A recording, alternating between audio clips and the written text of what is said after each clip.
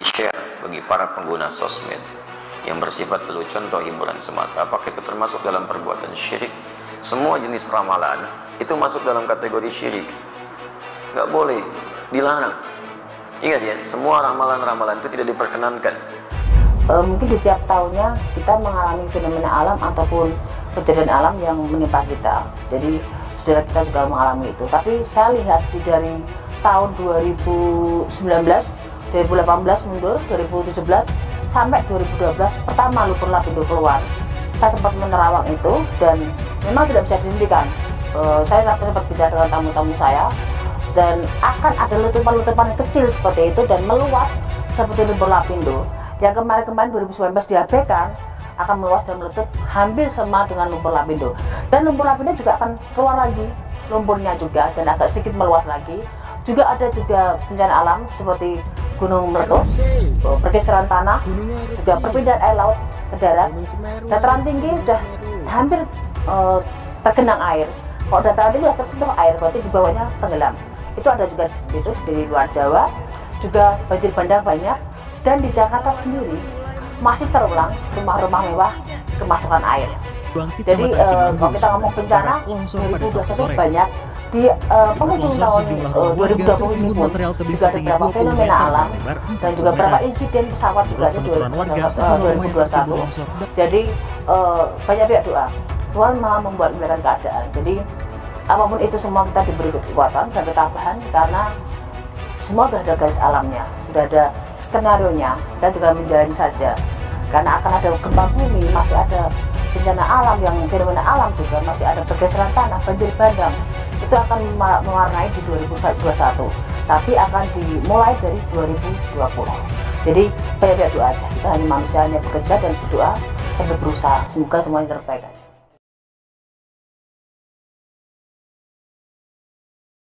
Allahumma arhamna bil Quran.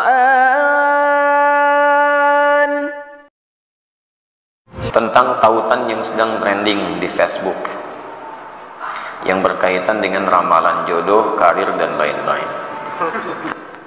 Share bagi para pengguna sosmed yang bersifat lelucon atau hiburan semata, apakah itu termasuk dalam perbuatan syirik?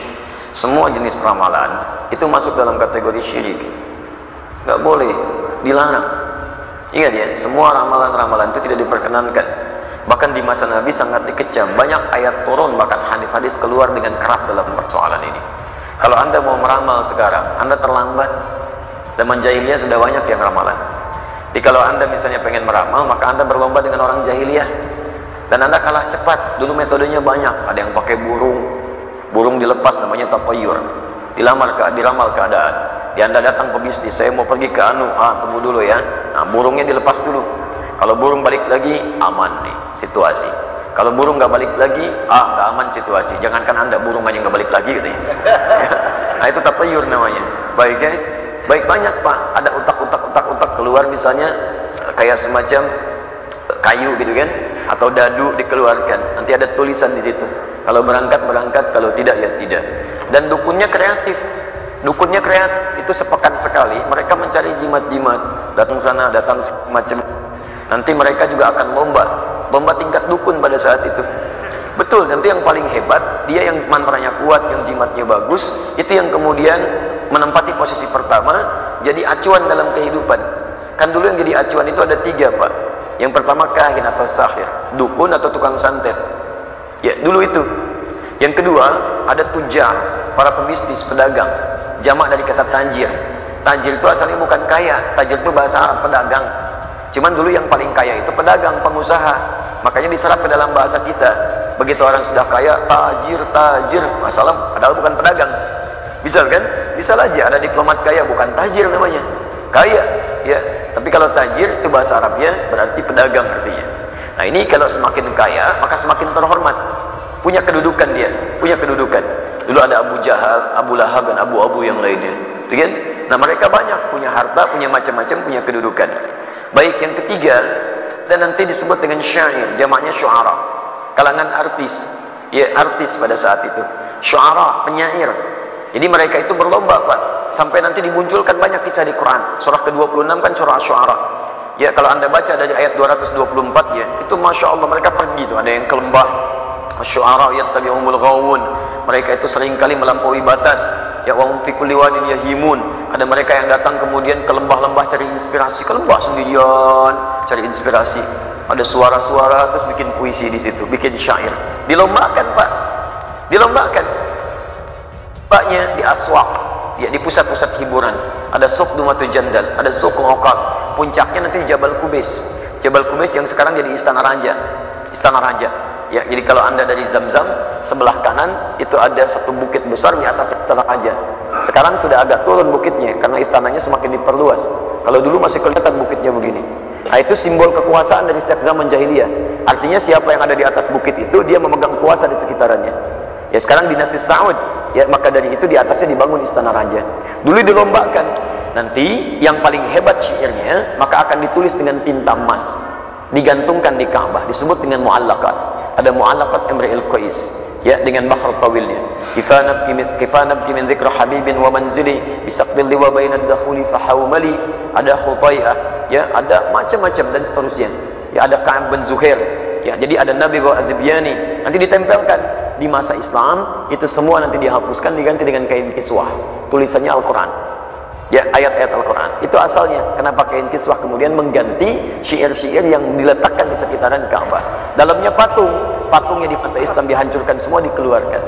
Di teman-teman sekalian, nanti rumus-rumus syairnya digantilah kemudian menjadi nazam istilahnya. Nazam itu adalah rumus-rumus syair yang diarahkan untuk memahami ayat-ayat Al-Quran atau digunakan untuk memahami rumus-rumus qiraat. Ada nazam qiraat, ada nazam ilmu hadis, ada juga nazam bahasa Arab, lughah, semacam alfiyah.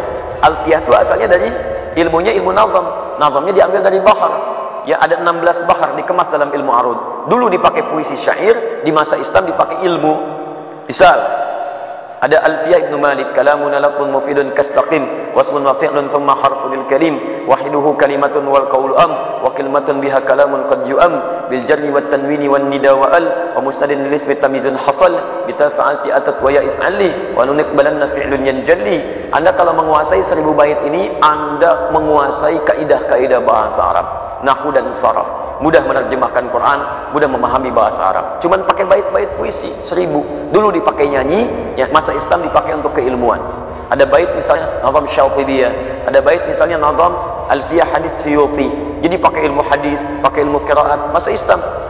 Begitu kemudian orang-orang Islam mulai meninggalkan nilai-nilai keislamannya, lemah maksudnya, maka diambil khazanah keislaman, ya dari Spanyol khususnya. Tahun 1492 terjadi perjanjian Tordesillas. Bumi dibagi jadi 2 bagian oleh Alexander yang ke-6. Ada yang kemudian ke barat diambil oleh Spanyol, ada yang ke timur diambil oleh Portugis, sampai ke Selat Malaka. Portugis tahun 1511 sampai menguasai Nusantara dan seterusnya. Diambil. Nah, begitu diambil sama barat, nazam tadi berubah lagi. Dari yang tadinya keilmuan Islam dikembalikan lagi ke musik. Muncullah rumusan-rumusan CDF GABC, GABC DFIS G, DFIS G ABCIS D, ABCIS D FIS A, FIS A BCIS E, BCIS F FIS AIS B, FIS AIS B CIS AIS FIS, FIS AIS FIS AIS BCIS. Diterapkan jadi gitar, jadi piano, jadi macam-macam. Tuh lihat bagaimana ketika Islam mendapatkan rumusan keislaman jadi ibadah bentuknya, ketika ditinggalkan kembali lagi ke awalnya. Di teman-teman sekalian, termasuk ramalan yang semacam itu sudah banyak di jahiliyah. Di masa Islam dihapuskan dengan apa? Dengan tawakal, muncul qada wal qadar, muncul ketakwaan kepada Allah, turun ayat di situ. Quran misalnya surah 31 ayat 34. Lihat ini surah terakhir, surah ayat terakhir di surah ke-31 Luqman. Innallaha 'indahu 'ilmus sa'ah. Lihat tentang waktu. Ramalan tertinggi tentang kiamat. Sudah banyak orang meramal. Yang puncak tertinggi aja. Kalau yang tertinggi aja udah ditolak, apalagi yang rendah-rendah. Lihat kalimatnya. Innallaha 'indahu 'ilmus sa'ah. Sungguh hanya Allah yang tahu kapan terjadi kiamat. Kiamat itu di Quran banyak kalimatnya. Malik yaumiddin, kiamat.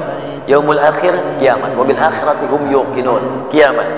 Yaumul qiyamah, Quran surah 75. La uqsimu biyaumil qiyamah. Tapi kenapa di sini menggunakan sa'ah? Sa'ah itu menunjuk pada waktu. Sekarang diartikan jam. Jadi itu ada menitnya, ada detiknya. Lihat penegasan Allah. Sampai ke menitnya dan detiknya hanya Allah yang tahu kapan kejadiannya. Kalau ramalan-ramalan puncak tertinggi tentang kiamat saja cuma Allah yang tahu, apalagi yang kecil-kecil. Ya, dulu pernah ada yang nekat, saya pernah dengar di Indonesia itu. Saya posisi di Garut pada saat itu. Akan terjadi kiamat ramalan tanggal 9 bulan 9 tahun 99. Masya Allah, sebagian pasar itu ada yang sepi. Begitu gak kejadian, diundur tahun 2012 katanya. Masya Allah, tanggal 12 bulan 12 tahun 2012, ternyata gak kejadian juga. Saya nggak tahu sampai kapan diundur lagi. Ya teman-teman sekalian, jadi hal-hal yang semacam ramalan, baik itu sifatnya canda dan sebagainya, tinggalkan, nggak ada manfaatnya. Sekarang bulan apa? September. September itu bintangnya Virgo.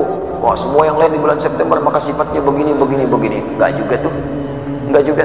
Ya, orang yang lain di bulan September itu adalah orang yang ganteng misalnya. Nggak juga. Banyak yang di September biasa-biasa saja.